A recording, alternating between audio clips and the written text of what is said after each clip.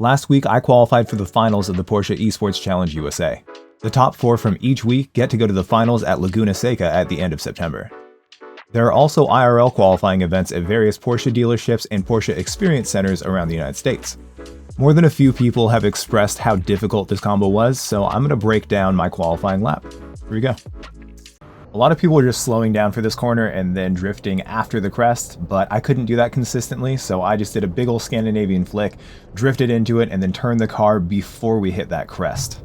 This second bump gave me and a lot of other people a lot of issues, so I just decided to turn my car as much as I could towards the apex so that I could constantly pull the car away from where the car wanted to bounce so we could stay full throttle and then level out by the time we get to the next couple crests.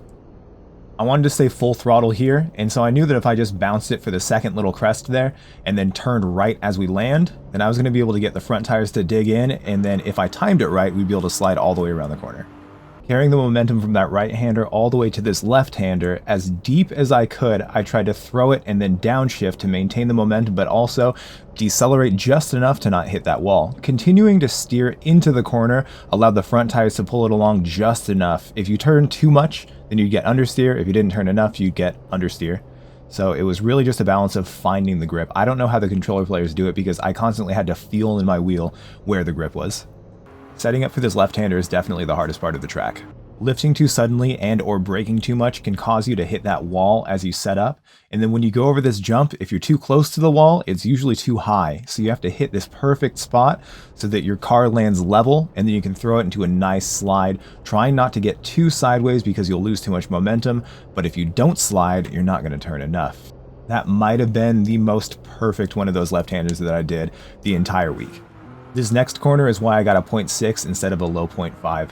I didn't throw the car hard enough, and because I realized that, I lifted off the throttle way too much. I should have thrown it a little bit harder and then stayed on the throttle for a little bit longer, but I was worried that if I threw it too hard and I was sliding too much, the front end would then reciprocate and then slide me directly into the wall. In the end, obviously, wasn't too bad.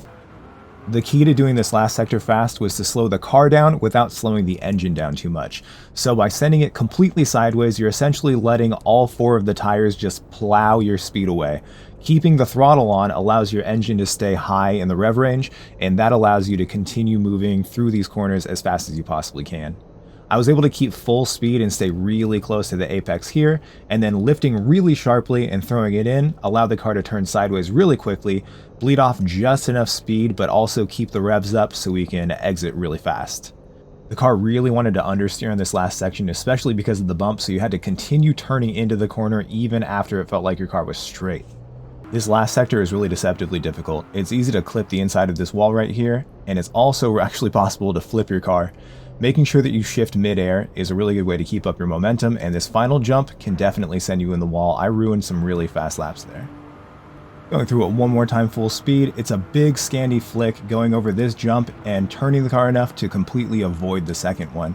Keeping your car straight going over these jumps is really important, and when you land correctly, you can just throw it directly into that right-hander.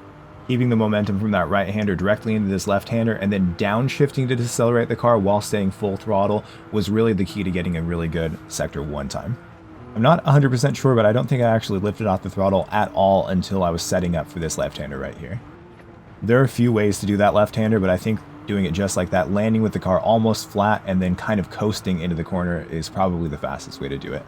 I really should have thrown the car much harder so it rotated more mid-air, but since I didn't, I had to lift off a little bit. It's better, however, than sliding too much and either having the front end then reciprocate back or just drifting too hard. Like I said in the breakdown, throwing the car super hard into this corner and staying on the throttle was the key to maintaining the momentum in the engine and slowing the car down itself. If you lift it off or you hit the brakes too much, then you'd find the car bogging really bad towards the end and it would ruin your last sector. So just being really wild essentially was the key to the final sector. There you go, that's my lap. I hope that helped you learn the track. Please don't forget to like and subscribe, and I'll leave you with some classic replay action of my lap. Thank you.